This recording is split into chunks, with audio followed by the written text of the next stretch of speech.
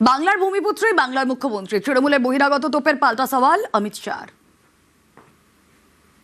ममता जी को टाइम नहीं है, वो तो भतीजे को मुख्यमंत्री बनाना चाहती है और कहती है भाजपा वाले आएंगे दिल्ली से राज चलेगा। मैं आज आपको कहकर जाता हूं डेबरा वालों, बंगाल में जन्मा हुआ बंगाल का ही नेता, बंगाल का ही भाजपा का कार्यकर्ता बंगाल का अगला मुख्यमंत्री बनने वाला है, अगला मुख्यमंत्री बनने वाला है। অনুপ্রবেশের বিরুদ্ধে জিরো টলারেন্সের বার্তা অমিত শাহ। বিজেপি সরকারের ডিটেক্ট ডিলিট ডিপোর্ট নীতি, অনুপ্রবেশকারীদের খুঁজে বাংলা থেকে বের করার হুঁশিয়ারি অমিত শাহ। हमारी सरकार घुसपैठ के प्रति जीरो टॉलरेंस की नीति से आगे बढ़ेगी।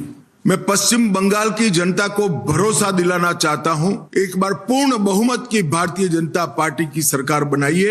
हम डिटेक्ट डिलीट और डिपोर्ट ये पॉलिसी के तहत चुन कर एक एक घुसपैठियों को बंगाल के बाहर निकालने का काम करेंगे और बंगाल और देश को सुरक्षित करेंगे। মোদী শাহকে অনুপ্রবেশ হলে দায় কেন্দ্রের। বসিরহাটের সভায় সুর সপ্তমে ছিল আজ মমতা বন্দ্যোপাধ্যায়ের। পাশাপাশি অমিত শাহর পদত্যাগ দাবি করেছেন তিনি। এসআইআর কেন করলো ইলেকশনের আগে? এই লিস্টেই তো মোদীবাবু জিতেছিলেন, মোটা ভাই জিতেছিলেন। তাহলে আজকে তারা পদত্যাগ করুক যদি এই লিস্টে অনুপ্রবেশকারী থাকে। অনুপ্রবেশকারী বর্ডার সামলায় কে? কেন্দ্রীয় সরকার। সিআইএসএফ চালায় কে? কেন্দ্রীয় সরকার। সিবিআই চালায় কে?